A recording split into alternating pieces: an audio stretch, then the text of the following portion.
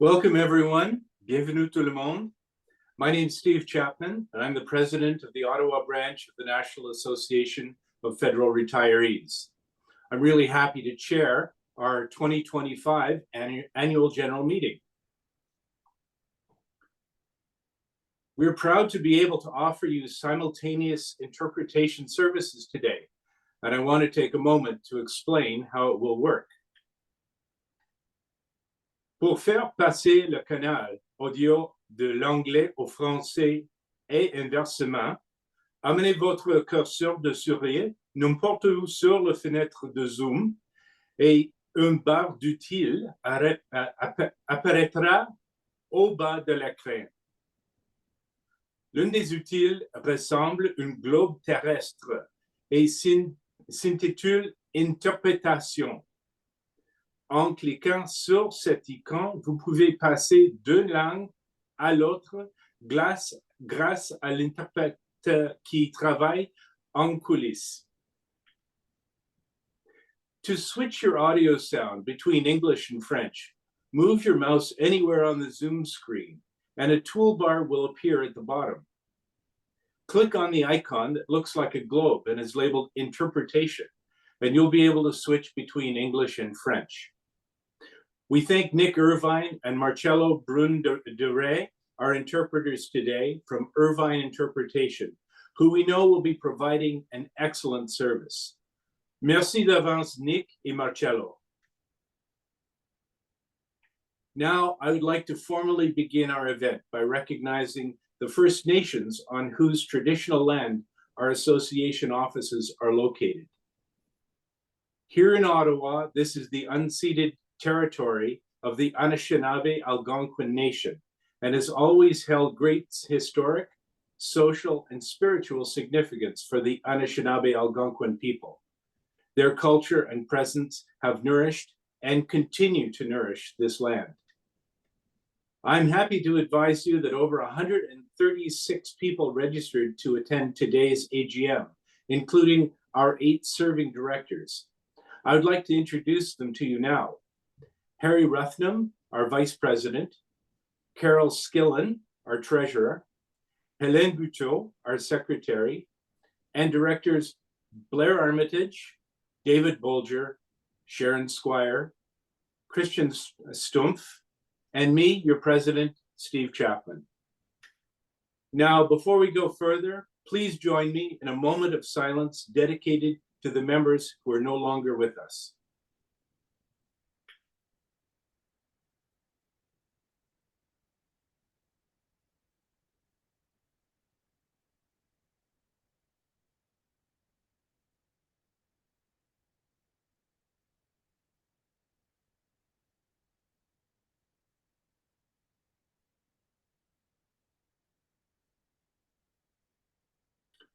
Thank you. Now I would like to outline how we will carry out the regular business of the AGM. We will have a question and answer period after each item of business. You can type your questions in the Q&A box on Zoom while we are discussing each item. Before we call for a vote on the item, we'll go to the Q&A box and read your questions out loud, and we'll do our best to answer them. You'll be able to see the questions in the Q&A box, and if some of these questions are especially important to you, you can click on the thumbs up icon and vote for it. If we run short of time, we'll focus on the questions that have the most thumbs up. Also, at this point, I'm going to ask Antoine Baillargeon, our program coordinator, to show us how this works. Thank you, Steve. Good morning, everyone. So what you will see on your screen most of the time is the presenters and the PowerPoint slides. As Steve mentioned, to submit a question, you need to use the Q&A feature. It should appear in a black bar at the bottom of your screen. If you do not see the Q&A feature or the black bar on your screen right now, just move your mouse around your screen or just click your mouse at the bottom of your screen.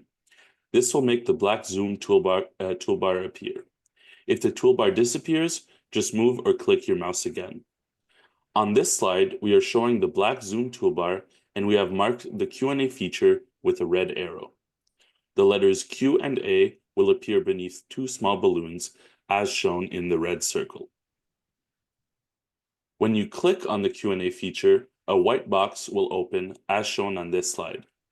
Type your question directly into the Q&A box and hit the Enter key. You will see your question and all other questions that have been submitted in a list. Remember that you can give important questions a thumbs up. And as Steve indicated, if we run short on time, we will focus on the questions with the most thumbs up. We have a question in the Q&A box right now. So if you'd like to try this out, click on the Q&A to open the box and see the question, what is the weather like today? Now you can try giving that question a thumbs up. Thank you, everyone. And back to you, Steve.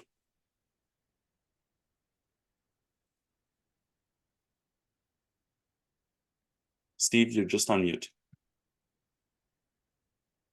Thank you, Antoine. Today, Ottawa Branch members will be asked to vote on 6 motions. A white box will automatically open on your screen asking you to vote yes or no on each one. If you're not an Ottawa Branch member, please remember that you cannot vote. We're going to try a practice vote right now to make sure that everybody is comfortable. Here's the voting box. Please vote yes or no. Do you like pets? The results of the vote will show automatically on your screen.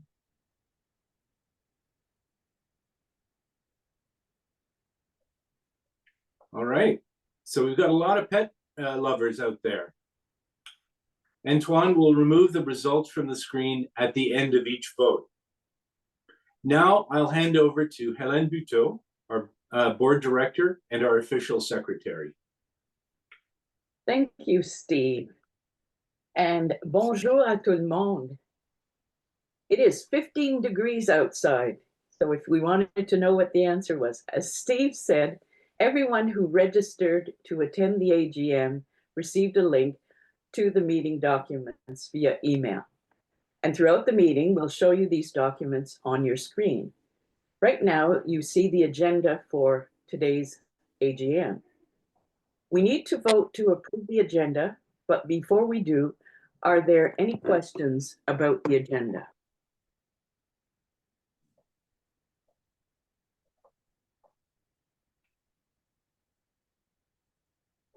Okay, I don't see any questions.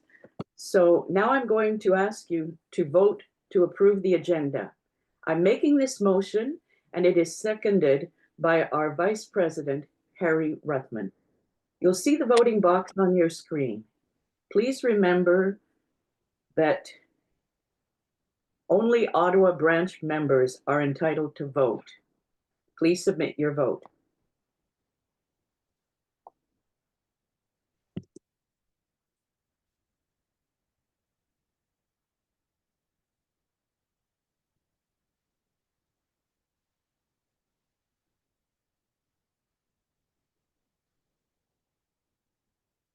%99 have approved the motion, so we have an agenda that has been approved.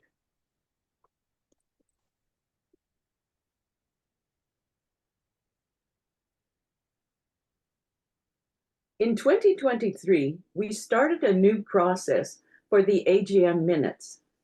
You agreed to have a committee of branch volunteers review and approve the AGM minutes on your behalf.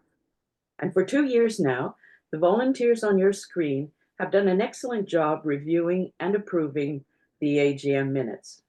And our sincere thanks go to Randy Baker, Doreen Sarrazin, and Richard Lajeunesse. So merci beaucoup à vous trois parce que vous avez fait un excellent travail. The 2024 AGM minutes that they approved are on our website, and we're included with the document link that you received by email.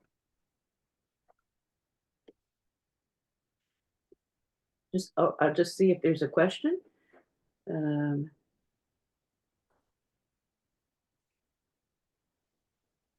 Okay, these are further questions. Okay, we have a question. We have a couple of questions. One is related to budget and forecast document. So I think we will talk about that later. And the other one is, how can I raise an issue not on the agenda? There is no general Q&A on the agenda.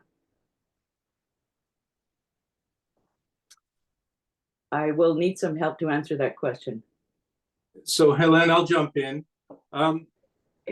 So the agenda that we circulated provides us with a thorough list of all of the business items that we were wanting to cover today. We have a very limited amount of time, and we don't have an opportunity for general questions at this point.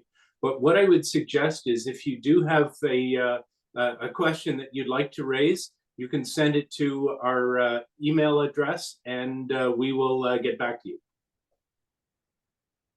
Thank you, Steve. We are now at the motion 2, which is the approval of the 2025 minutes. So now we need to put the 2025 AGM minutes approval committee in place.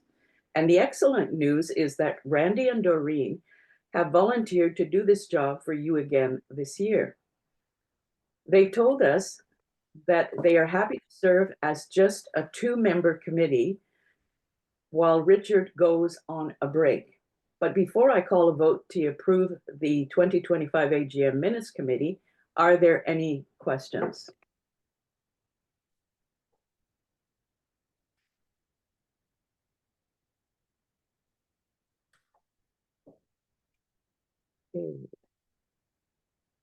There are no questions related to this item, but there is another question or another comment in the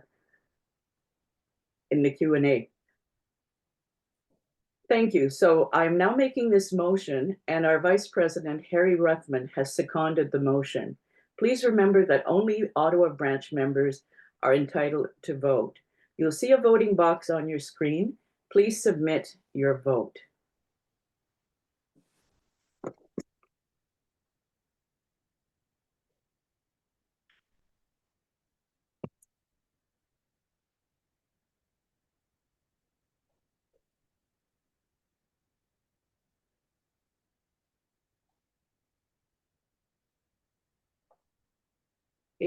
The motion has been approved by 94%.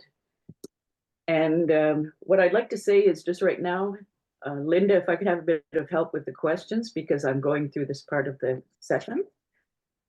Sure.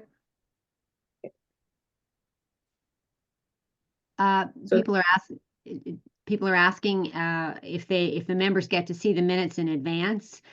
But no, that's what the minutes approval committee does for you. They review the minutes and they approve them on your behalf, and you get an approved set at every AGM. If someone wants to volunteer to do this, please send an email to info@nafrottawa.com. There's a question about, yes, we've got almost all the people on our team are contractors and do not get benefits. There's only 2 of us who are staff. I think that's it for the moment. Okay, thank you very much. Thank you. The 2025 committee is approved, and we thank Doreen and Randy in advance for their great work, and we wish Richard well. The next slide, please. Thank you also to our minute takers. We want to say a huge thank you to John Leaf, who took the excellent minutes for the 24-25 AGM. John brought his years of experience as legal counsel at the Department of Justice to the job, and we are very grateful. This year, Anna Blauvelt is back as our minute taker. Anna is Canada's former ambassador to Iceland, and she is also a published author, and you can find her books on Amazon. Fun fact, both John and Anna are originally from New Brunswick. So they must have good minute takers out there. What do people think about that? And I knew New Brunswick as being a very good place for very high tides, a strong seafood industry, and a rich Acadian culture. So I'm very glad to hear that they also have great minute takers. So we thank you both sincerely for your important contribution to our work. Please note that we tape our AGMs too, and we will post the video recording of this AGM and a copy of the slide deck on our website. Back to you, Steve. Thank you, Helene. I always enjoy the opportunity to talk about the great things that the Ottawa branch is doing. In fact, just last week and earlier this week, I had the opportunity to speak about what we're doing at the association meeting for the Ontario District. So that was last week, and at the AGM for the Ottawa Valley branch. I really appreciated these invitations. It was a terrific opportunity to share our successes and best practices with our colleagues, and also outline what the Ottawa branch is doing to help other branches too. For example, we have links to recordings of past webinars on our website and have made this available to all branches nationally. Also, with the additional funding we received from National, we've been able to offer national bilingual webinars across Canada. But you'll hear more about that during my official report. Now I'm proud to present the branch report for 2024. A hard copy of this report was mailed out to all of our members with the most recent copy of Sage magazine in early March. We also posted the report on our website along with the other AGM documents. We hope you're impressed with all the hard work that has gone on in the branch this year. These achievements would not have been possible without our dedicated board of directors, our great team of volunteers, and our small but mighty office team. Let me introduce them to you in the next slide. As you heard last year's AGM, we were successful in obtaining some additional funding for the association for 3 years. This has enabled us to strengthen our team, so you'll see some new faces. You'll recognize Linda and Antoine, our long-standing staff members. Marcia, Evan, Stephanie, and Marianne are part-time contractors. We make the most of our time with them, and we attribute our success in great part to their collective efforts. Now let's get down to business. First, let's talk about our advocacy work. We know how important advocacy is to you. In past surveys, 95% of our members told us that advocacy is your top priority. So we were delighted to recruit Director Blair Armitage as our advocacy program officer. Blair is particularly well suited to the job with almost 35 years experience on Parliament Hill, mostly in the Senate. Last summer, Blair invited you to share your personal stories when you encounter politicians and candidates in order to make a lasting impact. We also asked for volunteers to strengthen our advocacy team, and we're so grateful to Krista, Umit, and Kristen, who answered our call. We've been particularly busy preparing our engagement and advocacy efforts in the lead up to the recent provincial and federal elections. You may be aware that the Ottawa branch covers 8 ridings, both provincially and federally. So our engagement required considerable coordination and effort. For both the provincial and federal elections, we invited candidates across all ridings to meet with us to discuss their party's positions and their personal views on a number of critical issues of importance to our members. We succeeded in meeting 8 provincial candidates, and for the federal election, we met 10 candidates in collaboration with the Council on Aging in Ottawa. Thanks to Umit, we were able to publish detailed summaries of these meetings on our website so that our members and others could inform themselves before going to vote. After the elections, we congratulated the winners and will continue to reach out after the election to the incumbents to ensure to pursue our discussions. So we're staying very busy indeed in advocacy. The Ottawa branch also strives to build strong cooperative relationships with other seniors organizations in our community. Board Director Sheila Tuttenham, she's in the top photo, has taken a lead in the work for many years and continues to represent us in key areas, as you can see on the screen. Sheila and her team of volunteers also deliver the Neighbors Helping Neighbors initiative, the Ottawa Branch signature program to promote and teach caregiver respite that was originally developed by the Victorian Order of Nurses. And we're very proud of our strong relationship with the Council on Aging. As you saw, we worked with them in the federal election, and we make sure to stay plugged in with their Health Issues Committee as well. This year, we've created a space in the Ottawa Branch website for our members to connect with Francophone organizations in and around Ottawa. Director Hélène Buteau collaborated with Guillaume Gervais, Montfort Renaissance Senior Services Coordinator, to develop this initiative. Together, they reached out to Francophone organizations to see if they would be interested in promoting their programming to our members. Each organization lists on our website enthusiastically agreed to be included and is responsible for their own offerings. We will publicize the new resource in our upcoming electronic newsletter and provide everyone with the link. We believe that where we can play a role to help, Ottawa Branch should try. So when we were approached this year to see if we would write letters in support of worthy initiatives, we agreed wholeheartedly. We applaud the efforts of these groups to help reduce ageism and destigmatize dementia, help seniors across health aging materials access health aging materials in their own language, and help seniors access medical care. As you can see on your screen, 2005 was a banner year for Ottawa Branch webinars. We offered more than one a week, and we saw a 92% increase in our audience over the last year. Evaluations continue to be resoundingly positive. We're so grateful to all of our speakers and the connections we've built with them. This year, we had a tremendous relationship with the medical community. 5 medical specialists agreed to be speakers, and 2 of them decided that it was not enough to do just one webinar, but they agreed to do a second one each.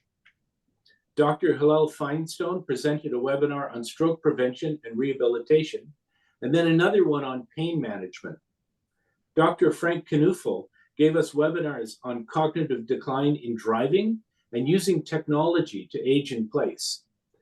All these medical webinars and many, many more are available to watch on our website. We learned during the pandemic that webinars provide an economical and very efficient way to engage with so many of you on important topics related to financial literacy, healthy aging, and more, and we're happy to do more. You're welcome to suggest topics to us, especially if you know some great resource people. When we have the permission from our webinar presenters, we record their presentations and post the recordings on and their slides on our website, so you can watch the webinars at your convenience. Just go to our website and search for event recordings. We've also invited the over 76 association branches across Canada to share these recordings with their members. But enough about webinars. We know that in-person events are important to you as well. So in 2024, Ottawa Branch members were invited to 6 in-person events, and over 520 turned out and participated. Our district director, Dan Napier, worked with national preferred partner Colette Travel to offer 2 sessions on travel and top destinations. In 2024, Meg Stickle-Craker, owner of AIM Fitness, and she's in the center of the photo, got us to shake off the cobwebs and exercise outside twice at both Rockcliffe Park and Britannia Park. We have another outdoor session planned in June. Our colleagues at RBC Dominion Securities provided an afternoon session with lawyers Cooligan Yeehaw, LLP, to discuss planning for prosperity and how to approach investing, family law, and estate planning. And we threw a really big event the in-person and live broadcast event that was viewed across the country, Thrive in Retirement. This next slide is dedicated to that event. We're so proud of this event. Over 1,200 federal retirees and federal employees across Canada registered for the event. Over 960 participated or watched the recordings later on the website. And as you can see, we had an absolutely stellar panel of speakers, including Michael Wernick, former clerk of the Privy Council, and Roy Goodall, National Association President, and Lillian Thompson, retiree campaign champion for the GCWCC. It was clear from this event that federal retirees want to know their options for returning to work. Particularly, they want to know the ins and outs of working for the government again, and there are important things to know to ensure there's no impact to your pensions. So we intend to continue to offer topics related to finding meaningful work after retirement and finding great volunteer opportunities too.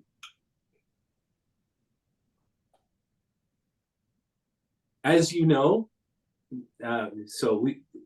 we know you like in-person events. So this year we continue to plan for more events in the coming year. Our friends at Connected Canadians are going to provide 2 days of in-person digital literacy workshops to help you feel comfortable and confident using technology. At each workshop, a group of seniors will be on hand.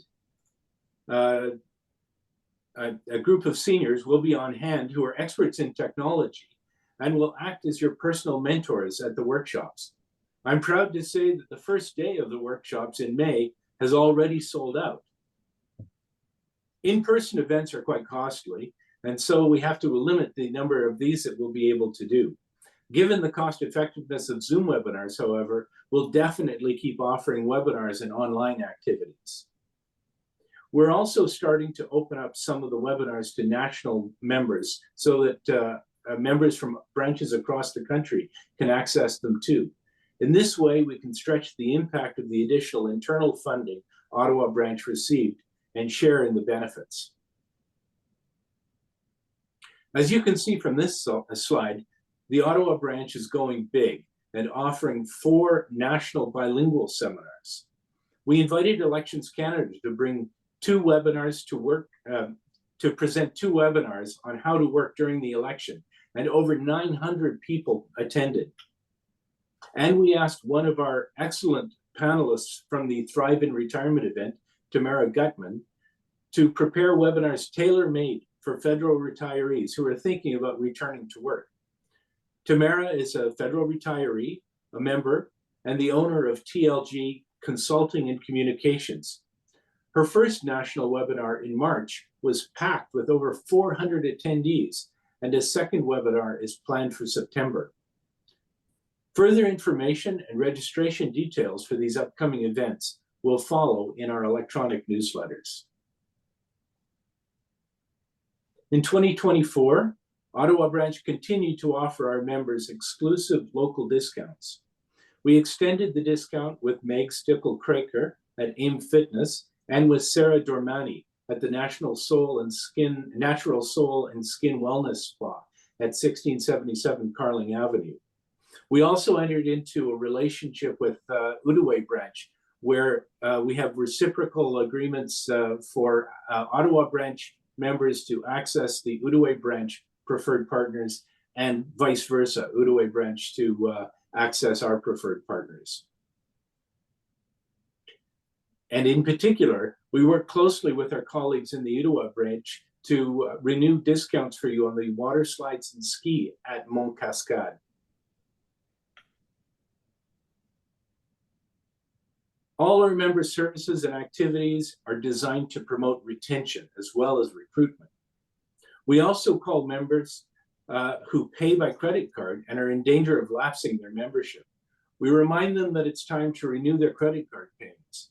In 2024, member Marianne Tink made 1,723 reminder calls, and so far this year, she's made 733 reminder calls.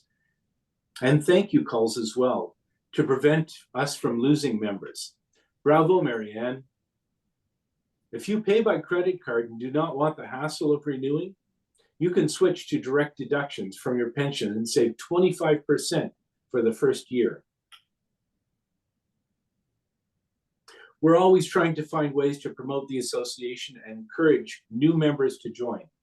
And our volunteers proudly represented and promoted the branch and the association within the community.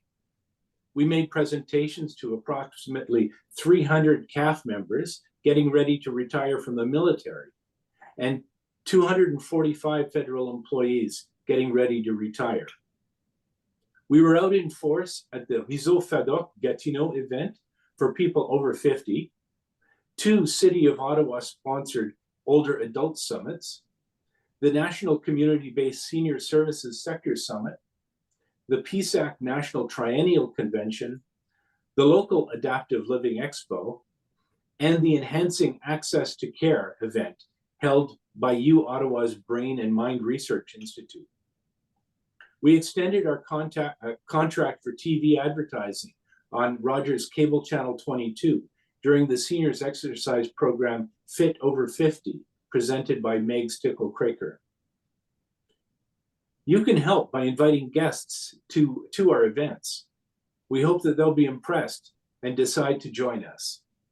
Seeing is believing. We happily entered into a new partnership with Volunteer Ottawa. In 2024, Ottawa Branch sponsored the award for the outstanding older adult volunteer in our community. I had the honor of presenting the award last year, and interestingly, the recipient was a federal retiree. Carolyn Wilcox received the award for her tremendous volunteer work with Food Sharing Ottawa. We benefited from the publicity that came from this sponsorship, and we're also proud to be seen celebrating volunteerism broadly within the community. So when Volunteer Ottawa asked us back, we agreed to be the 2025 sponsor too. We also entered into a terrific reciprocal relationship with the GCWCC this year. We invited Lillian Thompson, the champion of the GCWC Retiree Giving Campaign, to speak at our Thrive in Retirement event. And in return, she graciously invited Ottawa Branch to participate in the national GCWCC Zoom launch in September to publicize the event and the association. As a result, for the first time, we saw significant interest in our event from employees who are still working in the public service, 20% of registrants, and from non-members, 12%. We very much hope to collaborate on some incentive prizes for the 2026 GCWCC campaign to stimulate giving. The publicity about this campaign's participation in the Retiree Giving Campaign would be very helpful too. This project is now with the National Office for implementation. We have some great news in terms of our overall membership numbers. The Ottawa Branch has now fully recovered from membership declines during the pandemic, and we're continuing to grow, so our recruitment strategies are bearing fruit. We've now surpassed 36,000 members, a net growth of 634 members. This is well over our previous highest number of members, which was over 35,000 in 2019. In fact, in the last 2 years, Ottawa Branch's net gain in members accounted for 50% of the total growth of the association. In 2024, the National Association had a net growth of 934 members. So it's clear that Ottawa Branch is a major engine for membership growth. 70% of people who joined say they found out about the association through word of mouth. So everything you can do to talk up the association and the benefits of membership will help. The additional association funding we secured is making a big difference.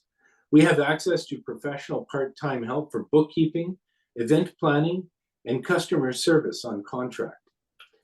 This has permitted us to innovate and try new recruitment and retention strategies, like the Thrive in Retirement event last fall. It also permitted us to offer national webinars that benefit members across the country and that other branches can use for their recruitment efforts as well. Carol Skillen, our treasurer, will now take us through the financing in her treasurer's report. But before we do, are there any questions about the president's report? I'm just looking right now, and I do have a couple of comments that were from previous presentation. One is saying our biggest export from New Brunswick is brain power. So that's a great contribution. And the other one said that the event, the Thrive in Retirement event, was a great event. And throughout the presentation, Linda has been answering some of the questions. So for now, there are no other questions. Oh, sorry, hang on. There's just one that came in. It says, what is the new association funding? Just curious.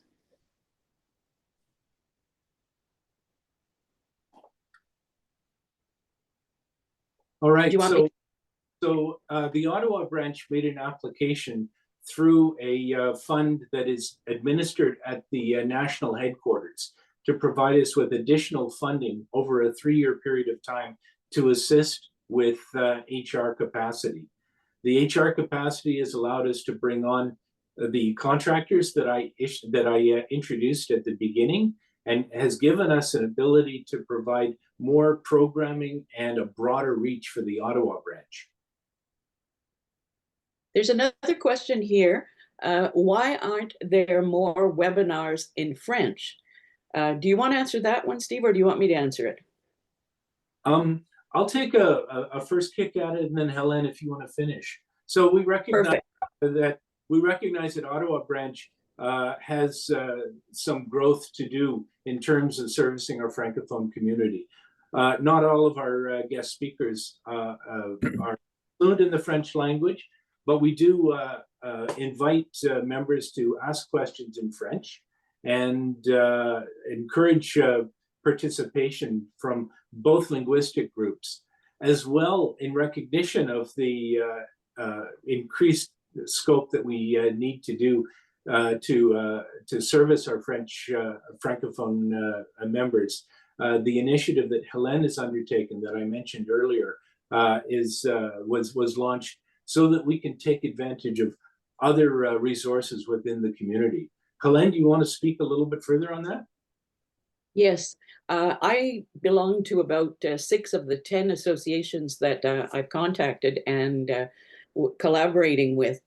And one of the issues that they also experience is the fact that they also set up webinars or events in French, and they have a low attendance rate also. So by grouping our resources, or by informing each other of the existence of the various associations, we're trying to increase the knowledge of these groups and to make sure that everybody knows about them if they don't already know about them. And one of the things that we are going to do is that we're going to promote the Francophone organizations in our English newsletter and in our French newsletter, because many people receive just the English one or whatever.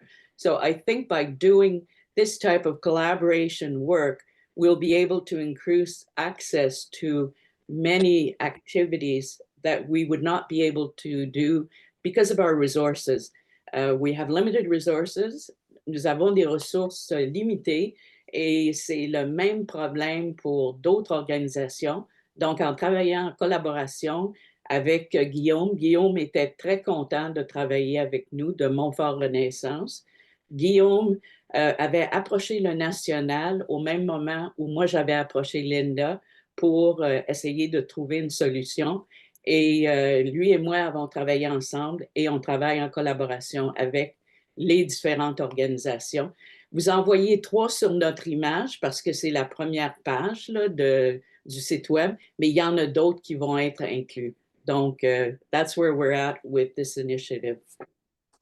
Merci, Hélène. I'll also emphasize that we recognize that we need to put in place more services, and the simultaneous translation that I mentioned at the beginning of our AGM is one of those initiatives to better serve our Francophone community. Okay, that's it for the questions. All right, thank you, Helen. Now I'll turn the presentation over to our treasurer, Carol Skillen. Thanks, Steve. Hello, I'm Carol. So if we could advance, thank you very much. Every year, obviously, the reports get audited. You guys were, when you received your invite to the meeting, there were links there to all the documents, and it would appear that some of you have been clicking on those links and you've been looking through the financial statements, which I greatly admire because most people tend to gloss over them. So before we get into looking at the statements, just want to say that the report that I will be giving does cover last year, 2024, our fiscal year, January to December. And that, excuse me, sorry, they were audited. We have to get audited every year by Drouin. And we got a clean, also known as an unqualified opinion, which is great. And as you can see within the audit letter that came with the financial statements, which were audited, there are no significant internal control issues and all these other things you guys can read. I'm not going to read it to you. So as you can see that we have no major issues, at least not financially. So everything was good. And from that perspective. So now looking at the statements themselves, just looking at the next slide, please, Antoine. Thank you. So there have been a few questions about the revenues, and Steve answered. Some of them were based on what's this new administrative funding and why the professional service is so high. So as Steve said, like, you listen to all the things that he said we were doing, that we've been doing over the past year. These are not things that are done for free, okay? Yes, some of the presenters are volunteers, but some are not. We also have to pay for the Zoom licensing. The Thrive in Retirement was an in-person event, so that there were costs there that had to be paid for. So all of these things, they do add up. So the branch support and the professional services was one question that came up. Why is it so high? It is high, as Steve said, because we have these 3 contracted professionals to come in and help us. So Marcia does the event planning for us. She did a fantastic job with the Thrive in Retirement. Everybody seems to agree on that. Yvonne is doing bookkeeping for us, and Stephanie does the admin and customer service. So she's making phone calls along with Marianne and doing things like that. So that's what the branch support. This is the request that we took to national. Well, the global we, really, Linda, yay, took to national office to receive funding for a period of 3 years. After that, well, we're going to have to figure out what we're going to do. But at any rate, so the professional services expense is tied directly to the branch support revenue that you can see there. The events and programming, there's been a significant increase in that because we are starting to go more in person. So you're going to see costs rise, obviously, there.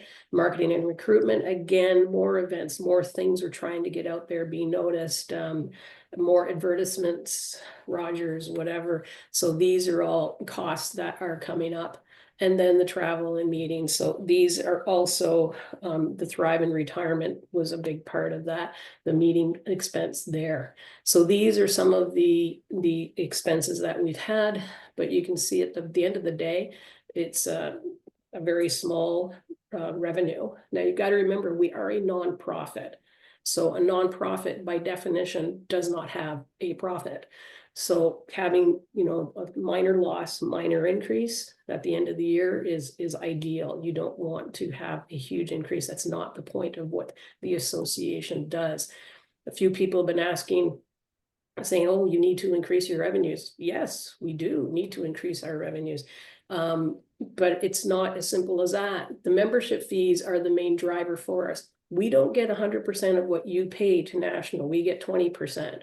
So we take that 20% of all the members that we have, and that's how we pay for a lot of these things. well, that's how we pay for everything, put it that way.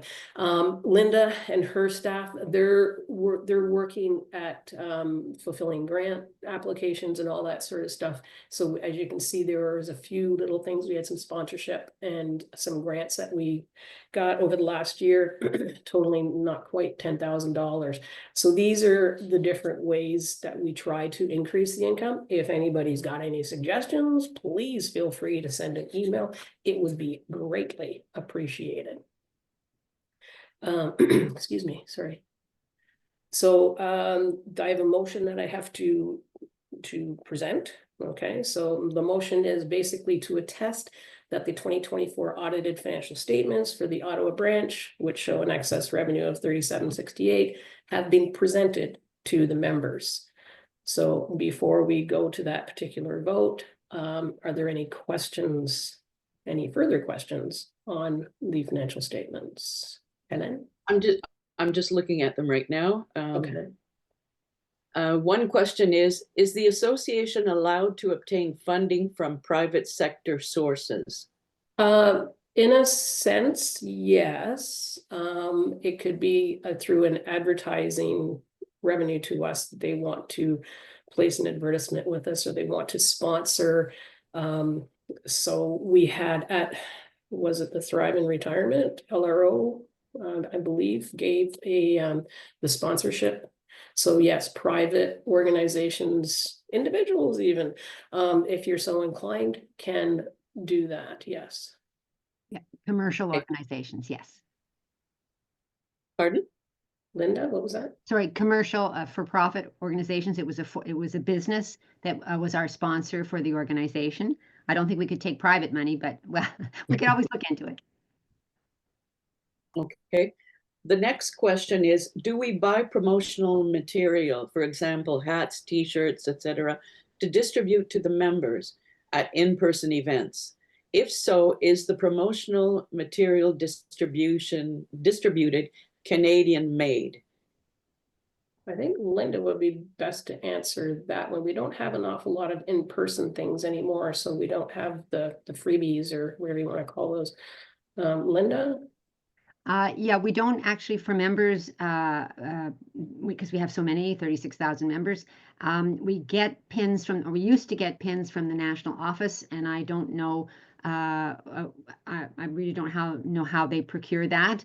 We will do stuff for our volunteers at events, but no, we don't provide anything other than the national pins that the national office provides. Some people who are presenting at events that we have may have their own things that they're handing out, but no, we don't do that.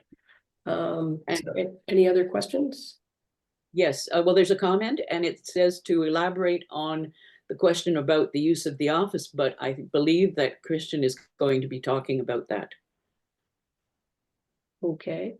Okay. Unless you wanted to add anything. No, Christian is going to be talking on that one, so Yeah, he is going to be talking about that item. Yeah. And then there was a previous one about amortization. Oh, here it is. Okay, I did not see that. The only thing that we have that would be amortized would be the expenses that were used for the leasehold improvements to the organization or to the office. As tenants, when we make improvements to the space that we're renting, it's a leasehold improvement, and you capitalize those, and they have to be amortized over a period of time. And I believe it's going over 15 years that we're advertising those. Advertising, sorry. Okay, that's it for the questions. Okay, all right, then would like to call the vote. Basically, as you can read the statement up there on the screen. And remember, only members can vote. Thank you.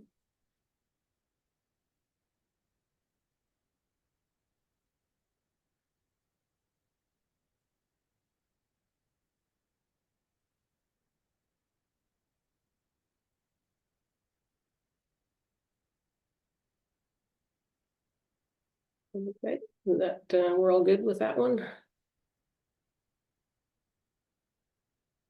If so, oh, Yay, 100%. Woo. Alrighty. Thank you very much. And with that, we will turn the discussion over to the condo, which will be Christian. Which is me. Yes. Good morning, everyone. Bonjour tout le monde.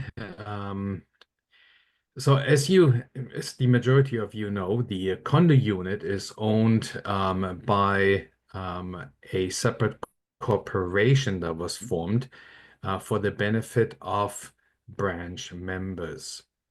It is a totally separate entity from the Ottawa branch. And the Ottawa branch rents or leases the use of the said office space on an as-required basis. In the fall of 2024, a committee was formed to analyze and assess a way forward for this real estate entity and to make recommendations to the board of the Ottawa branch. The committee consists of Monsieur Robert Giroux, Madame Carol Skillen, and Monsieur Christian Stumpf. That's me, myself, and I. So we looked at three options. Option one was the status quo, essentially doing nothing with the unit, and this was quickly ruled out. Option two was the disposal or sale of the entity. It was not recommended by the committee in the short to medium term due to the market saturation and decline in prices and value of similar type properties in the area where this building is located. So the third option that we looked at is rental of the unit. It was determined to be the best interim solution to rent it out to cover costs and maintenance. In order to do that, we decided to engage the services of a real estate agency. And at this point in time, the condo is listed on MLS for rent. If a tenant rents, let me back up. As many of you may know, the condo unit consists of the main floor and an upstairs. If we hope that a tenant will rent the main floor, thereby allowing the branch to save the rent and still use the second floor of the office space for storage and potential office space use. At this point in time, all our Ottawa branch staff continues to work effectively from home. With all this said, however, if and when it were to come to a disposition or sale of this property, the Ottawa branch, first the corporation will work with the Ottawa branch, and we will consult the broader membership before a final decision on this property is taken. That concludes my presentation. Do you have any questions?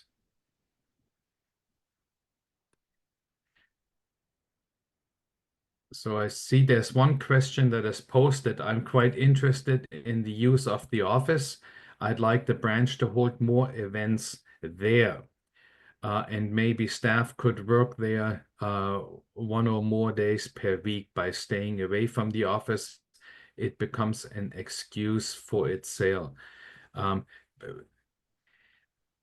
What I suggest is that we will take a look at some of these questions. And Steve, if you have something to add, at this point in time, we're doing quite well. The office is set up and prepared for showings for the real estate company. Steve, any comment that you have? Yeah, it's our intention to continue using the upper area in the office for association work.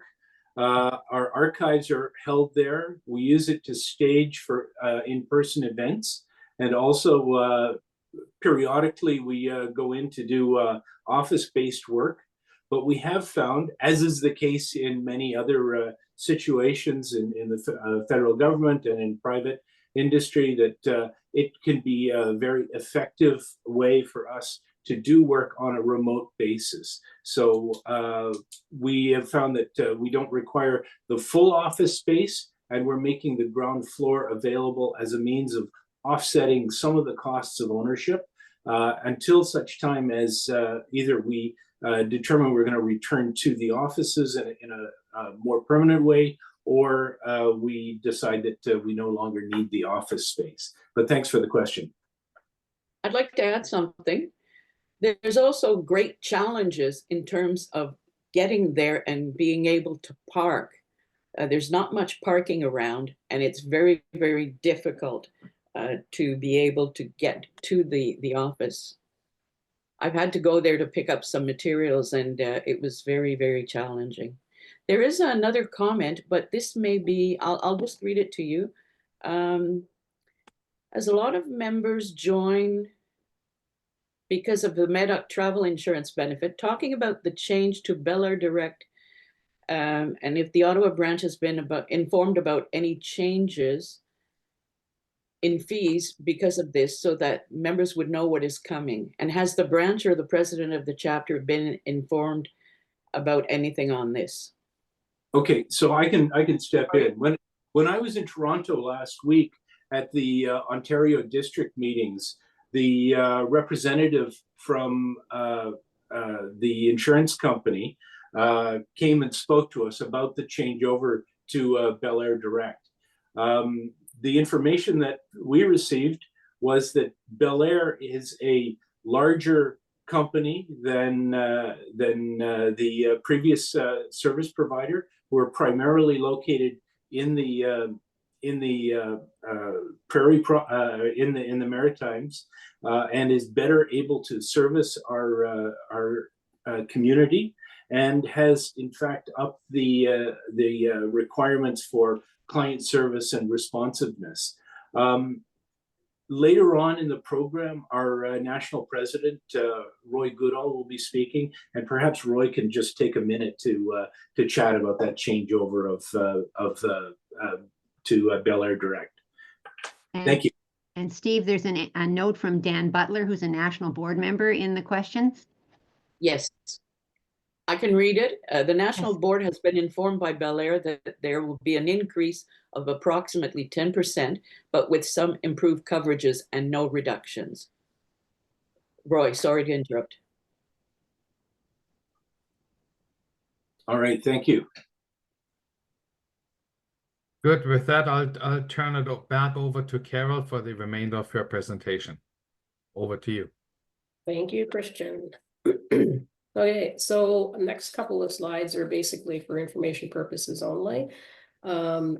And the first one is about the reserves that we hold. So in 2019, members voted with regard to establishing 2 reserves in our records, if you will.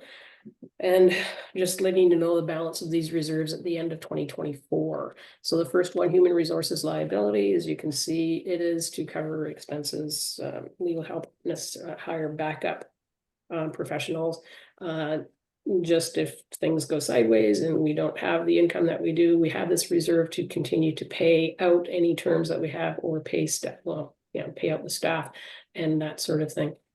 So that particular reserve sat at 50,000, and we took our excess this year and plopped it into the reserve so that it's sitting there. The facility improvement is the leasehold improvement, the capital expenditures that we made in improving the lease, the property that we leased. Excuse me. So we did use approximately 21,000. So that was capitalized. That's the part that's being amortized over 15 years. And then the remaining is $9,000. So those are what our reserves are at this time. And then the next thing is the budget, so the 2025 budget, and then the crystal ball navel gazing bit of forecasting for 2026. Excuse me. So as you can see, everything is going forward tickety-boo. We're hoping that there will be membership increases. We know that there will probably be an increase in the actual membership rate. So that impacts the dollars that we receive. As I said, we get 20% of what is paid as a membership fee. Also hoping that there may be an increase in actual physical members, which would increase that revenue side. And again, the branch support, this is the continuing support from national that we went to get the funding for the professional services people that we have working with us. So these are, excuse me, sorry, these are our expectations of 2026. I guess that's about it. So these, again, for your information purposes, are there any questions on these two items, the reserve and the forecast? I am looking at the questions. There are no questions right now. Okay, alrighty, then we will move along. So we also at the AGM, and whatever this is called, the AGM, we have to get the approval for our auditor. So in 2021, we sent out bid to, I just say, get bids from 3 auditors just to make sure that the costs were comparable and that we're getting the best bang for our buck kind of thing. So Fruan Group, who has been working with us for a number of years, they have been doing the audit and providing good information and good suggestions in their audit letters that come with the audit itself.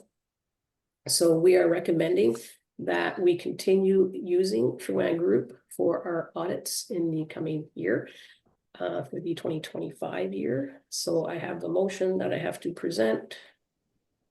Antoine, please. Can we go to the motion first, the next slide first, before we do the motion? Thank you. So the motion is basically to appoint Fruan Group as the auditor for the Ottawa branch for 2025. Are there any questions on that particular motion before we take the vote?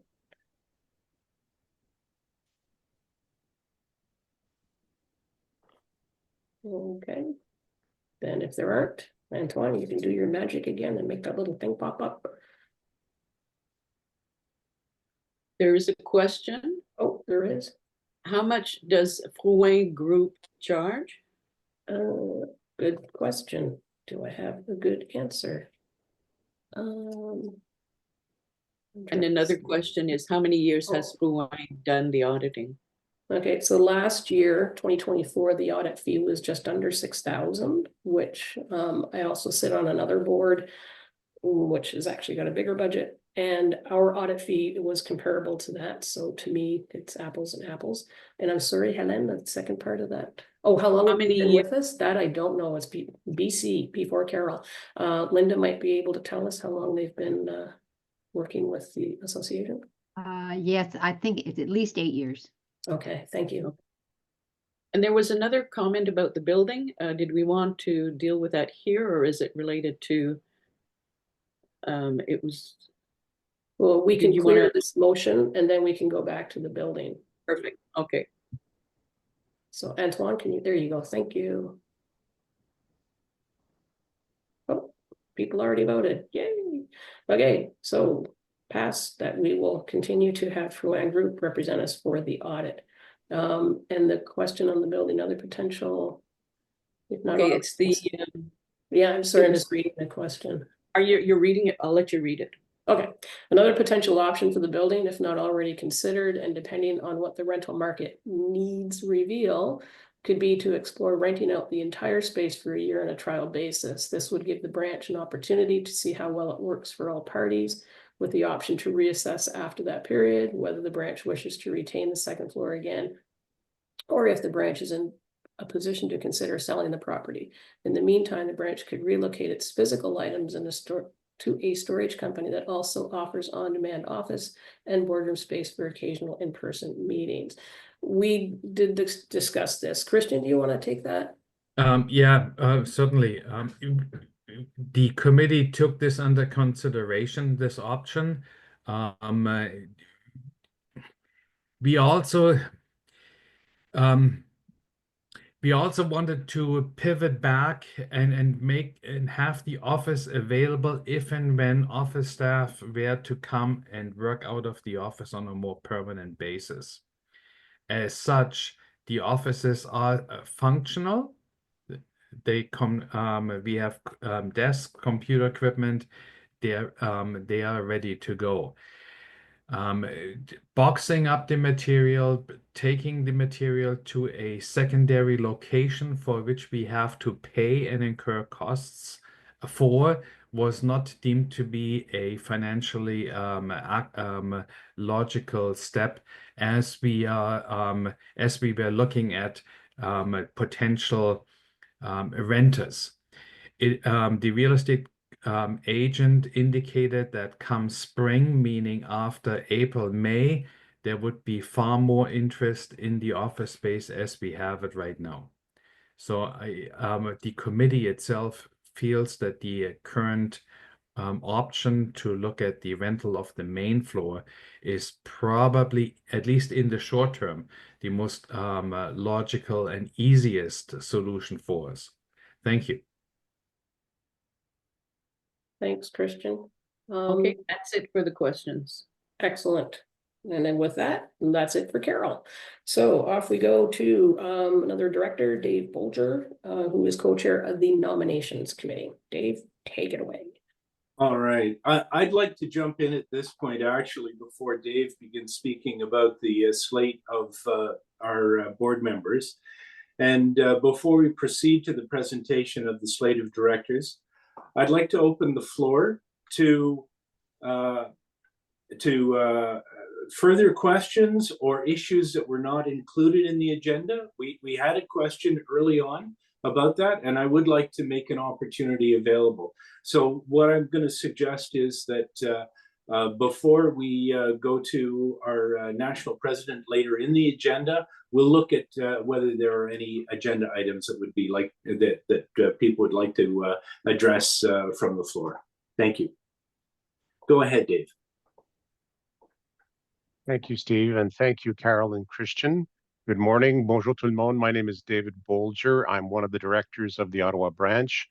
I'm also co-chair of the Nominations Committee dealing with the slate of directors that we are proposing to the membership today. Before we get to the new directors, we have to wish a bittersweet thank you to 3 departing directors who are leaving or have already left the board. The individuals you see on your screen, Leslie, Dan, and Harry, we thank them for their enthusiasm and support, for their generosity with their spirit and their time, and their dedication to helping the Ottawa branch thrive and grow. Now I'd like to go over the process we use to invite interest in joining our board to fill those 3 vacancies.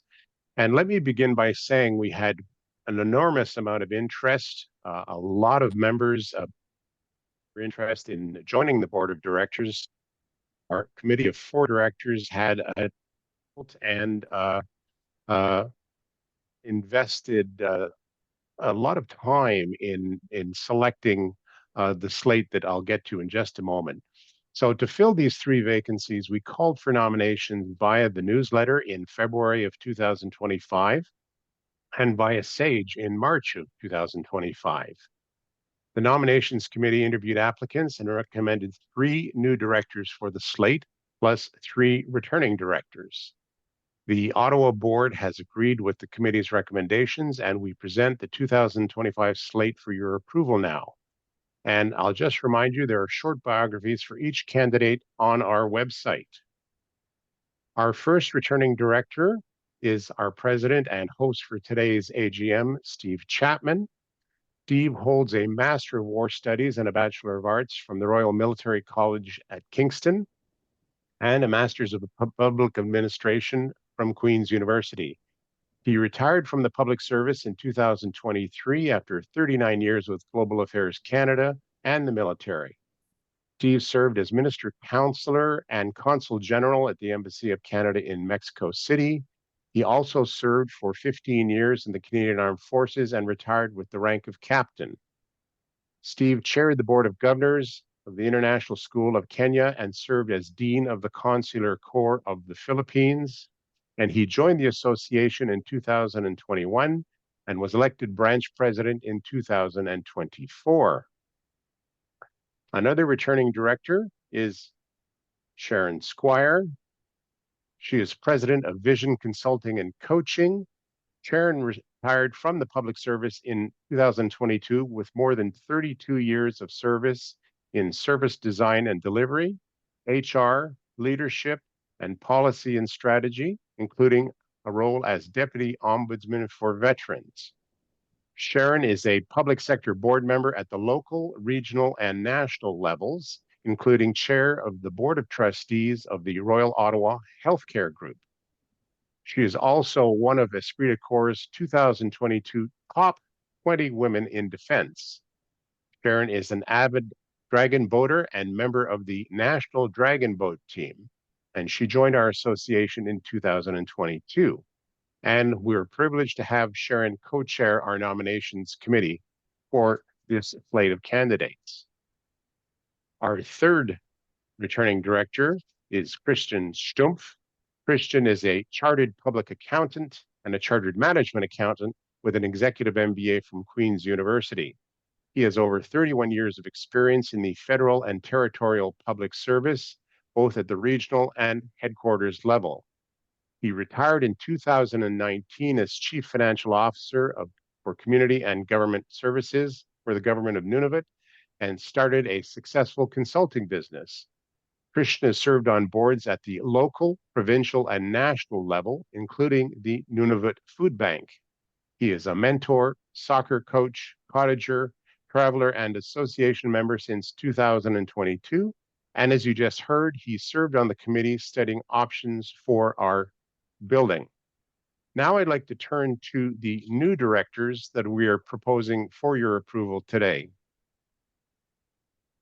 The first of these new directors is Bobby Matheson. Bobby retired from the public service in 2018 as Director General at Public Safety Canada. He then became Vice President of Advocacy for the Dairy Farmers of Canada until 2022 and was responsible for dairy and trade policy, on-farm programs, government relations, and external communications, and he worked on a range of issues relevant to dairy farmers.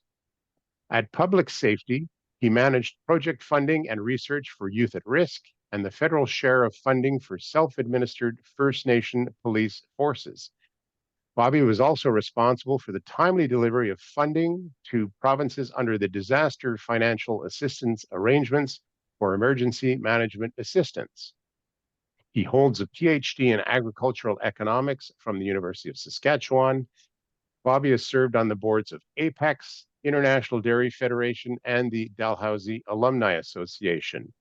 And he's a dedicated advocate for mental health and diversity at the professional and personal levels. Our next director proposal is Chris Nanda. Chris retired in 2022 after nearly 22 years with the federal government, primarily in capacities related to environmental and sustainable development. He served as manager of environmental petitions for the Commissioner of the Environment and Sustainable Development, helping Canadians convey their environmental concerns to federal cabinet ministers. Chris was born and raised in the United States. He holds degrees in history and law from the University of Virginia. And he came to Canada as a U.S. diplomat in the 80s before moving here. He was also in Panama and Ottawa. Served as a board member of the Riverview Park Community Association for over 15 years, 4 of which were as president. He joined the Canadian Parks and Wilderness Society Ottawa Valley Board in 2024. Chris also served on the City of Ottawa Environmental Stewardship Advisory Council for 10 years, the last 8 as chair of ESAC. And Chris was awarded the Canada 150 Constituency Award for Community Service and Leadership in Environmental Stewardship in 2018. And the third new director that we are proposing is Lillian Thompson. Lillian retired from the public service in 2016 as Director General and Dean of the Canadian Foreign Service Institute. He served abroad in Warsaw, in Moscow, and as Consul General of Canada in St. Petersburg, at the Canadian delegation to the United Nations, and at the Canadian High Commission in London. She's actively engaged in the community with a focus on education and health, including mental health issues, serving on various boards and as an active volunteer. She's also the GCWCC champion for the Retirees Giving Campaign. Lillian completed a maximum 9 years on the Board of Governors of the Ottawa Hospital in 2019, including 2 terms as Vice Chair. She is currently serving on the boards of the Canadian Ambassadors Alumni Association and the National Capital Branch of the Canadian International Council. And she's also the editor of Bout de Papier, the Canadian Foreign Services magazine. And Lillian is also currently a senior fellow in residence at the Graduate School of Public and International Affairs at the University of Ottawa. So we are putting a motion before you today. This motion is moved by Hélène Buteau and seconded by myself. The motion is for approval of the slate of directors for 2025 and to 2027. Now, before we call the vote for this slate of directors, are there any questions? Est-ce qu'il y a des questions? Yes, there's a question in the Q&A. How many individuals put their names forward? We had a total of 12 applicants who put their names forward to be considered for the board of directors, although we had many more who initially expressed their interest. That's it for the questions. So I will now move for the approval of the slate of directors for 2025 to 2027. A reminder again that only Ottawa Branch members are entitled to vote. We'll now call the vote. Okay, and I have a couple more questions that came in after, so we can. When do you want to deal with them? I can take those questions now, Hélène. Okay. The first question is, how do you pick the candidates? Very simply, let me answer the first one before we move on to the second one. Okay. We reviewed the expressions of interest and the CVs of all the individuals who submitted a formal application, and we vetted them based on the criteria that we were looking for, and we made our selection based on those items. Okay, and the next question, which probably follows the same thing, is how were the 3 chosen? Well, in simple terms, a committee of 4 directors looked at all of the applicants, and we interviewed 6 of the applicants, and we decided that the 3 names that we've put forward today were the best ones that met our criteria based on their experience, their knowledge, their volunteer history, as well as their willingness to take part in board activities and to go out and work in the community at different volunteer events. That's it for the questions. All right, so maintenant c'est le moment de voter. Please go ahead and vote.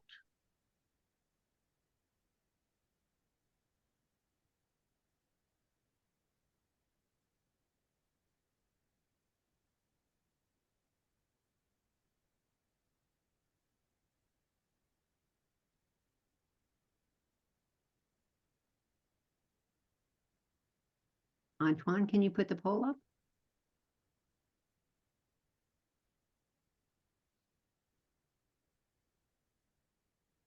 Sorry, the poll is up, and we have 66 voters. So I'm going to end it and share the results now. Can you share the result? Great, thank you. Thank you, Antoine. Thank you for your vote. Merci pour vos votes. I declare the motion carried. There were a couple of other questions. Why don't we deal with those right now, Hélène? Please go ahead. Okay, there's one question, sorry. Are the criteria published in advance? my knowledge, they were not published in advance. What we did is in our call for nominations, we set out what we were looking for. We had specific criteria. I correct myself. Yes, the criteria were set out in the call for nominations. Yes, and they were published Yeah, I on our remember website. seeing. Sorry, and they were published on our website. Thank And you. weren't they also published in Sage? Yes, That I don't know. the call for nominations was published in the Ottawa Branch report that went out with the March Sage, and it contained information on how to access the criteria on our website. Okay. Just checking again, and that's it for the questions. Thank you. In addition to these 6 directors, we also have 6 currently serving directors. These are the individuals you see on the screen who are already serving on our board. And now we'll move to the next item, which is a proposed amendment to the recent Ottawa Branch bylaw revision. Over to you, Steve. Many thanks, David. Last year, we were very grateful that you approved a long overdue revision of our bylaws.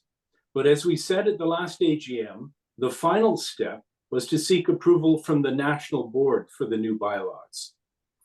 The National Board approved the revision, but they also asked us to make one small addition.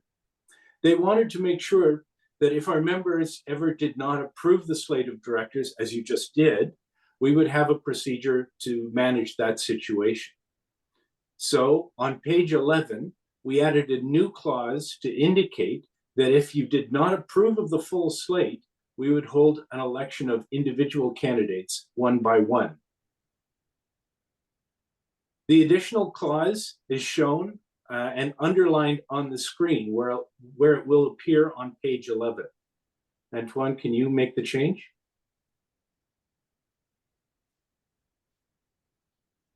So I'll go back to the previous screen, Antoine. There you go. Thank you. All right, I'll give you an opportunity to take a look. We think that this is a reasonable and cautious approach, although we're happy to report that year after year, you've relied on our hard work and have approved the slate that we've recommended in its entirety.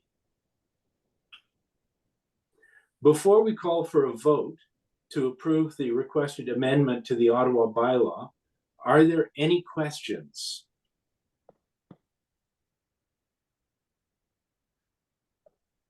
Helen? Yeah. Okay. Things are jumping around here. The question was, are the bylaws bilingual, Ellen? And the answer is yes. Yes. Okay, and I don't see it. Yeah, no, I answered it and it's gone. Okay. Sorry. So I don't see any other questions. Okay, terrific. Good, thank you. So this motion is moved by David Bolger and seconded by Harry Ruthnam. You'll see the voting box on your screen asking you to approve the requested amendment by voting yes or no. And once again, just a reminder that only Ottawa Branch members are entitled to vote.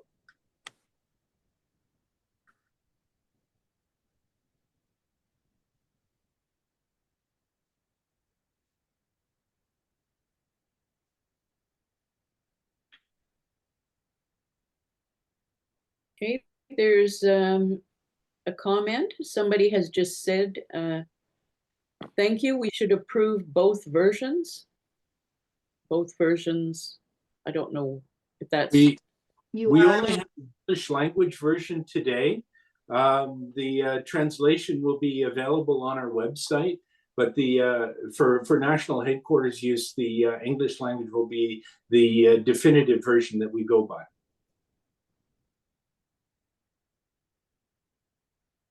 Okay, that's it for this. Terrific, thank you very much. All right, thank you. The motion is carried. Before we move on to volunteer recognition, I'd just like to check to see, were there any general questions or issues that were not included in the agenda? Helen, could you take a look and see if there was anything that members wanted to discuss? So far, I've not seen anything new added. No, Okay, I'll terrific. keep monitoring and I'll All let right. you know. Much appreciated. So moving on to volunteer recognition. Before we call for, oh, just a sec. Let's see if I allow. Excuse me, just a sec. I'm heading the wrong way on my screen. This year, we are honoring two exceptional Ottawa Branch volunteers who've made indelible contributions to the branch advocacy work, which, as we said earlier, is our bread and butter. Richard Lajeunesse started volunteering with us in 2022 and was always ready to take on a variety of new challenges. He developed advocacy tools that helped us reach out to members of parliament as a part of the association's Reach 338 initiative, and helped us secure meetings with 4 provincial MPPs in the 2023 Canada-Carleton by-election.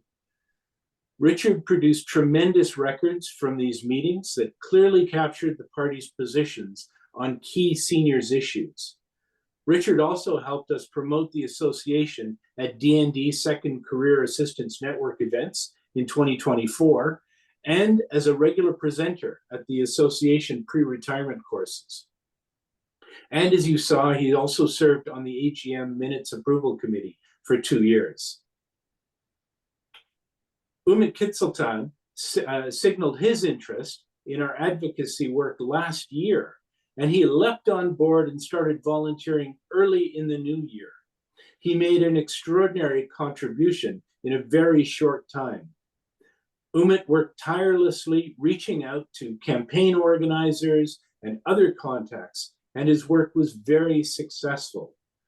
In great part, thanks to his work, with support from our advocacy team, we were able to secure 8 meetings with provincial MPPs this winter and 10 federal MPs in the spring. Umit also embraced technology using AI, and as a result, was able to standardize and speed up the production of meeting notes and post them quickly on our website for voters to read.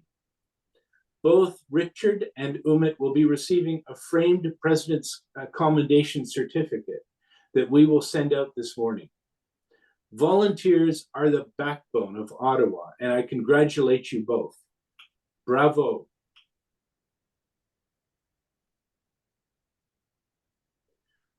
We are also delighted to announce that Chris Nanda is the recipient of the Ottawa Branch Stephen Troy Volunteer of the Year Award for 2025. Chris only retired recently, and he only volunteered for about a year, but he's made a huge impact during that time. At his first AGM last year, he suggested that working after retirement could be a good webinar topic. We agreed, and we asked him to join a project team that eventually expanded Chris's concept into our mega event, Thrive in Retirement, which was our first hybrid in-person and online event and ended up being broadcast live across Canada. We agreed that we needed a big name for the event, and Chris told us that his baseball stadium seats were close to Michael Wernick's and that they were buddies in the stands. The next thing you know, Michael had agreed to be our keynote speaker, and Chris also recruited Tamara Gutman and Grace Ola, 2 exceptionally talented women, to speak also.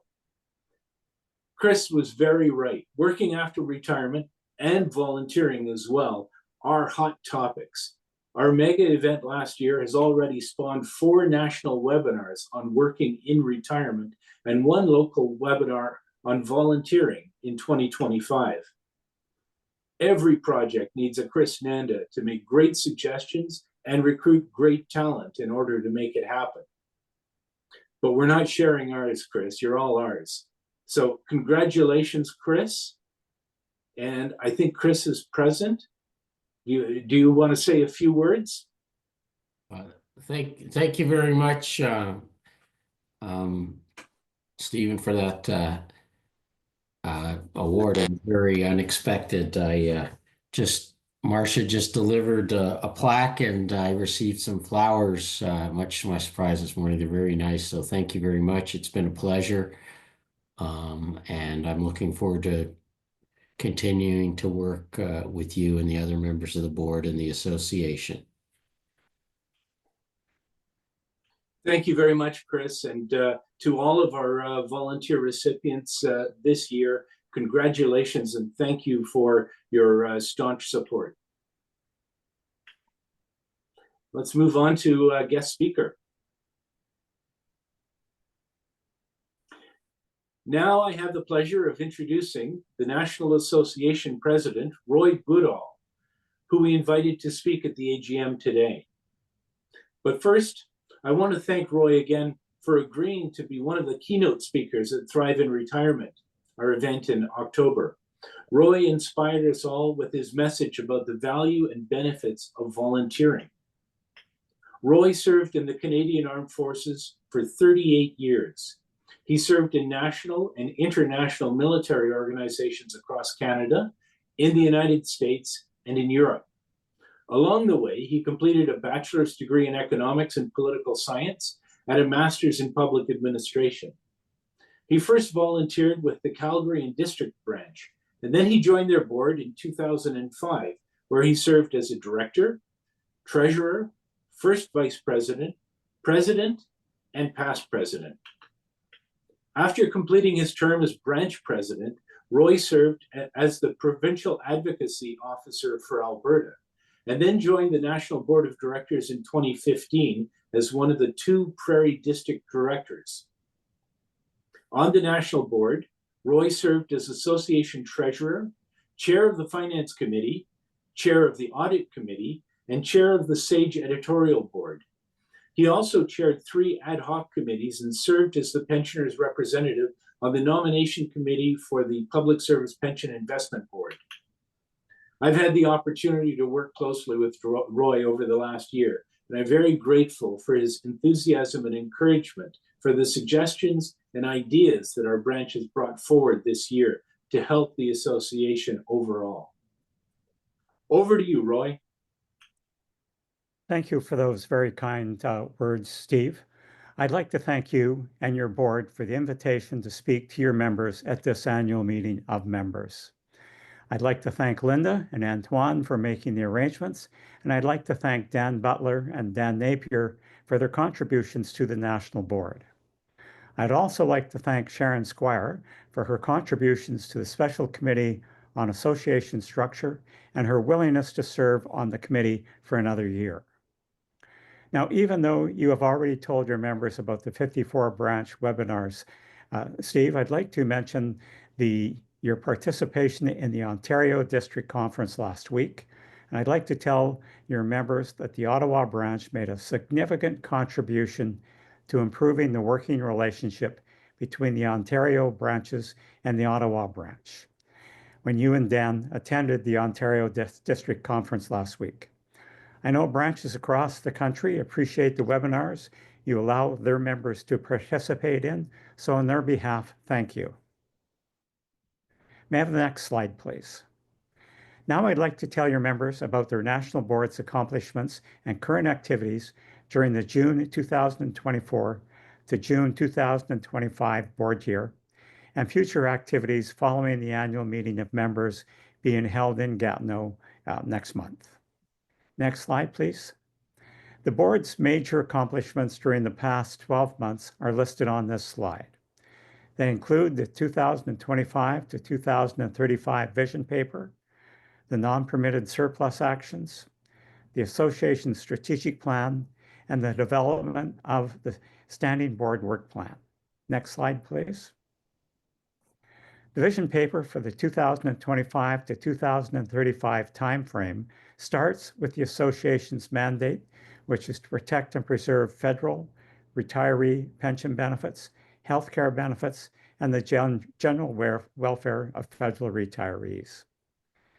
The paper goes on to address the relevance of our association, in particular, the government looking to the association for qualified individuals to sit on 5 government committees, including the Public Service Healthcare Plan Partner Committee, the Administration Authority Committees, the Pensioners Dental Service Plan, and the Public Sector Pension Advisory Committee member.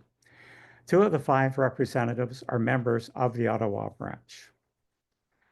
The paper details 7 assumptions, starting with our belief there will not be any new benefits for federal retirees. The attacks on our defined benefit pension plan will continue, and the impact of the ever-changing technology has on aging federal retirees.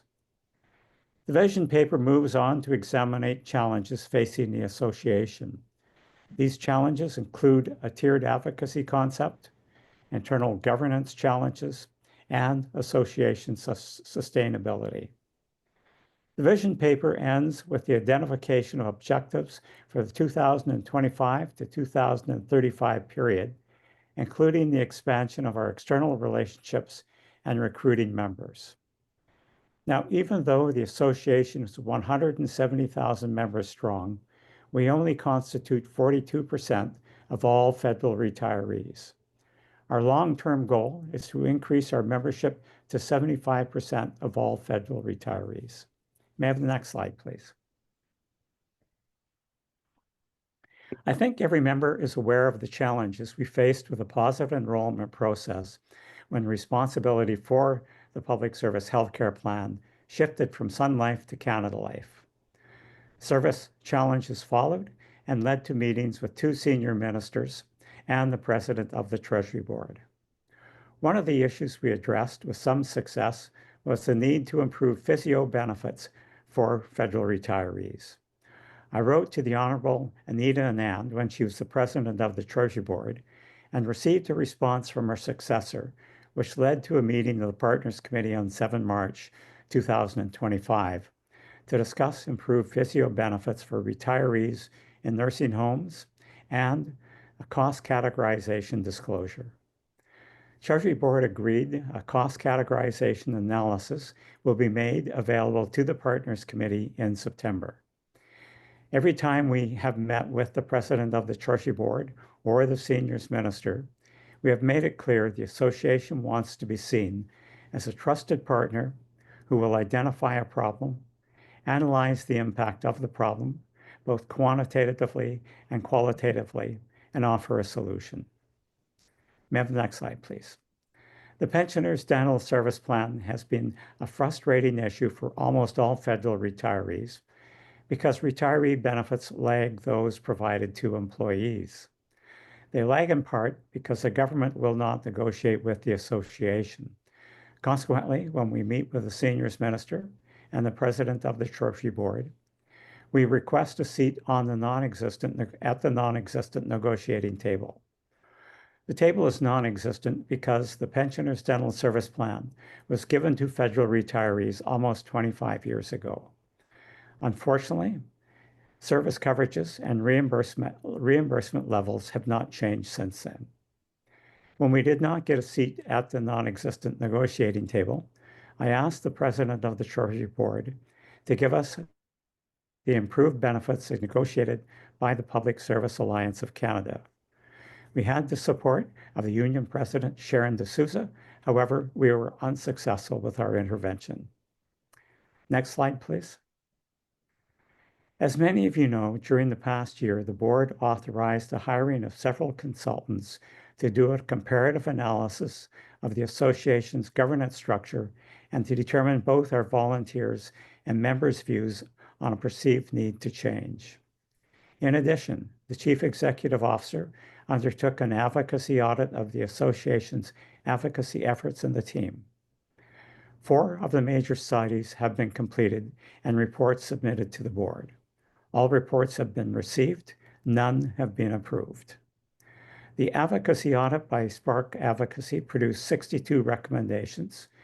2 governance studies by Watson Incorporated produced 39 recommendations. The membership surveys by Abacus produced 16 recommendations. Again, I will tell you, the reports have been received, the recommendations have been received, but none have been approved at this time.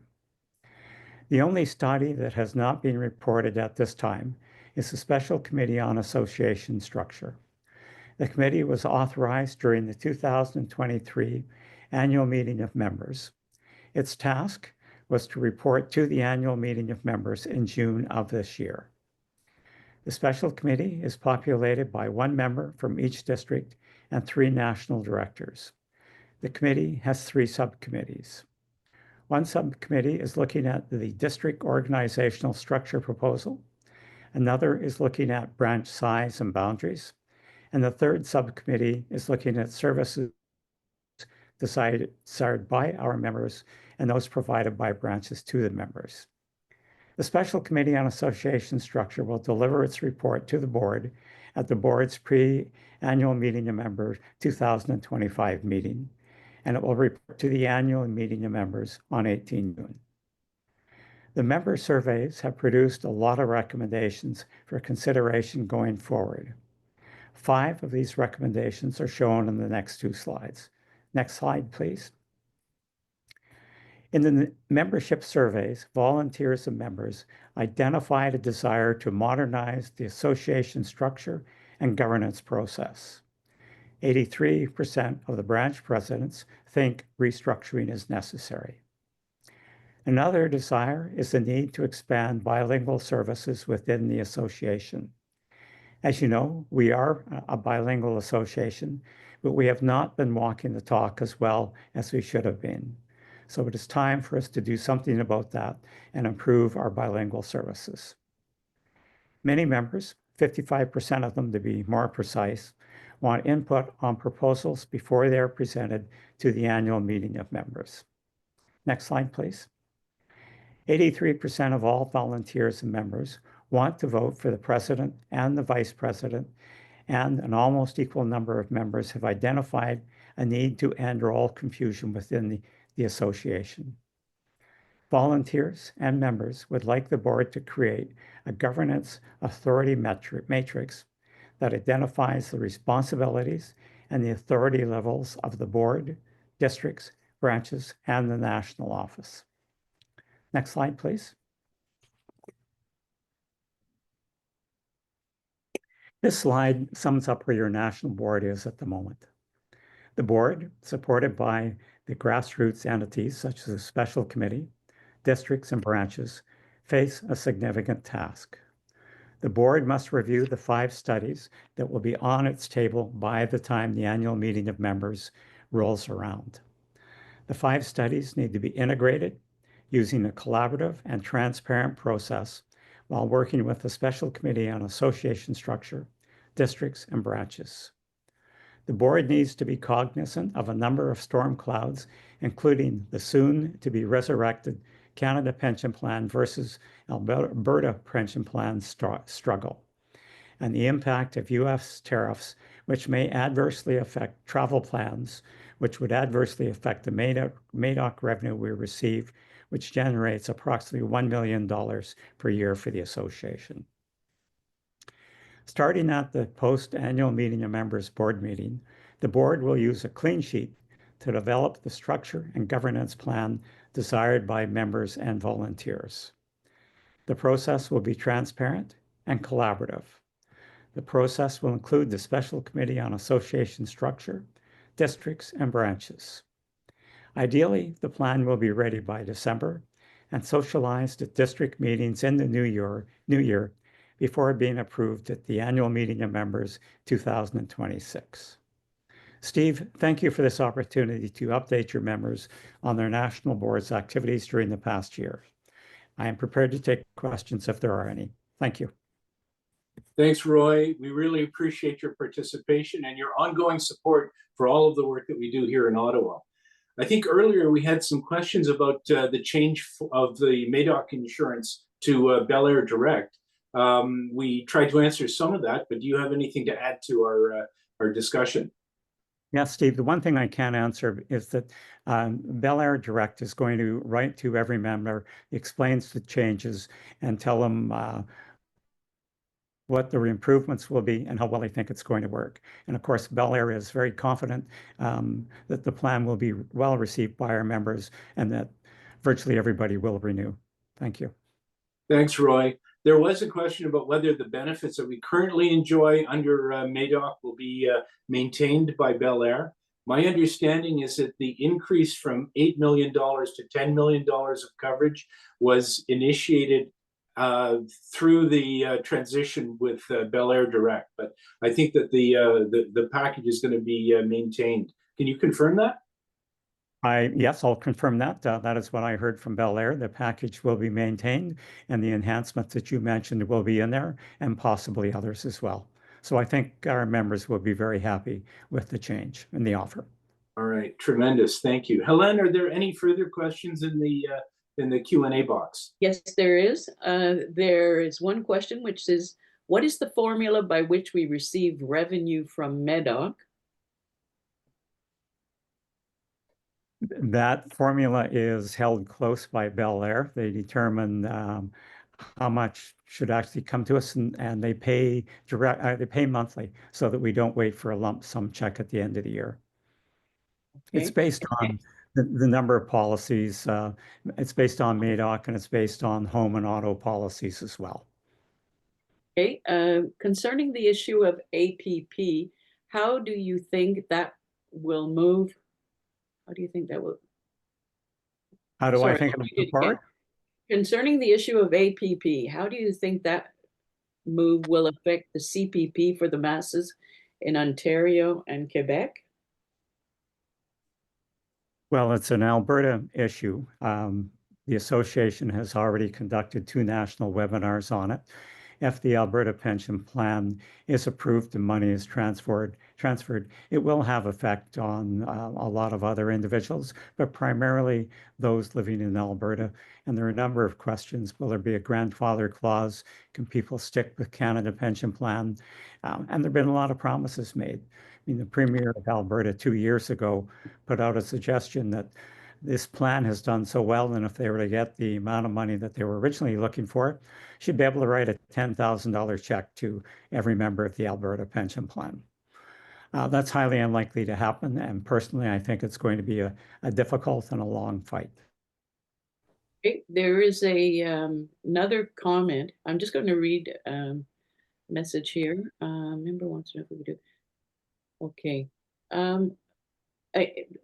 Roy, this is a question that was asked about, can we do a hybrid format, and if there was money for this? Because I know that hybrid formats can be expensive.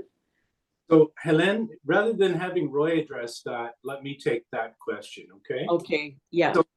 So last year at our AGM, we polled our membership to determine if we wanted to transition back to in-person meetings or have online meetings.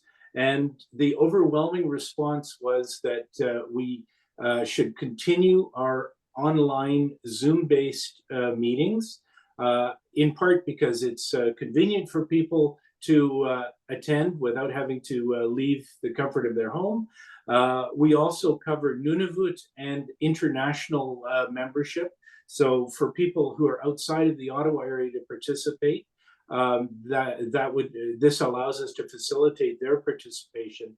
And finally, the cost of renting a venue that would allow us to host people in person would be quite significant. We had a question earlier about what were the increase in technical and support costs. That was mostly related to our Thrive in Retirement event. And we want to be frugal. We want to use our resources effectively so that we can provide more services to our members. And holding in-person AGMs would be costly and would have an impact on our ability to continue our program. There's more to that because the person is saying about hybrid meetings, I expect at the national level. So AMM. So the AMM, perhaps Roy can address that, but the annual meeting of members has representation from the presidents of branches and national board members. So it is, it's a large meeting to begin with. I think in previous years, I recall 2 years ago, it was the plenary session was live streamed, but I don't know if there are plans to do that. Roy? And you're correct, Steve. It was live streamed last year. We did conduct a virtual annual meeting, well, special meeting of members when we elected Alain Nadeau as the vice president. We're not attempting live streaming this year. It's strictly in person in the building. And one of the reasons is the cost. It's very expensive to do so. And of course, there's coordination, trying to ensure that the schedule goes as laid out, so that people, let's say, wanting to listen to the seniors minister, if she's the guest speaker or the president of the Treasury Board, isn't disappointed when we juggle the schedule. So no, live streaming is not an option this year. Terrific. Thanks, That's, Roy. that's it for the questions. All right. Thank you very much. Thank you. All right. Now, at this point, it's my privilege and honor to say a few words about our departing colleagues. And I also want to ask our past president, Robert Giroux, who's been with the branch for much longer than I have, to say a few words. Robert, would you like to say a few words about our departing board director colleagues? Thank you, Steve. I will. First of all, Ari, great to see you. You joined the board in 2018. You were elected to the board in 2018, and you have been a strong member of the board since then as treasurer and chair of the Recruitment and Retention Committee. You made representations to National Finance to change their policy on credit card fees, leading to major savings for the branch.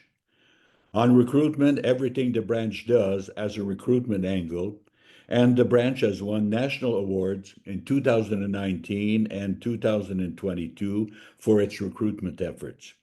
Ari, I am grateful for your support during my term as president of the branch, and I'm wishing you health and success in your future activities. Leslie, thank you for your support of the board of directors and of the branch during these past years. In particular of note is your work as chair of the Branch Advocacy Committee in 2019 and 2021, with town halls and Zoom meetings with candidates. I'm grateful for your support during my presidency. You were always willing to help. I wish you also health and success in your future activities. Thank you, Steve. Many thanks, Robert. I would just like to add my appreciation and admiration for the contribution that both Harry and Leslie have made to the board. Harry was the first board member that I spoke to when I submitted my candidacy to join the board several years ago. Both of you have been strong supporters and great colleagues, and I've enjoyed working together with you on the initiatives that we've undertaken. So I'd like to pass along as president our best wishes and hope that you continue to be active in the events that we hold as an Ottawa branch. So thank you. All right. So again, huge thanks to all of our volunteers and branch team, and to our special advisor and past president, Robert Giroux. I'd also like to thank Dan Butler and Dan Napier, our district directors for Ottawa and Nunavut, Hélène Nadeau, the National Association vice president, who's from the Ottawa branch, Roy Goodall, National Association president, Anthony Pizzino, our national CEO, and all the staff at the national office for their assistance and support. Please watch for our electronic newsletters with more webinars and in-person events. And we hope that you have a safe, healthy, and happy summer. Thanks, everybody, and enjoy the remainder of your day.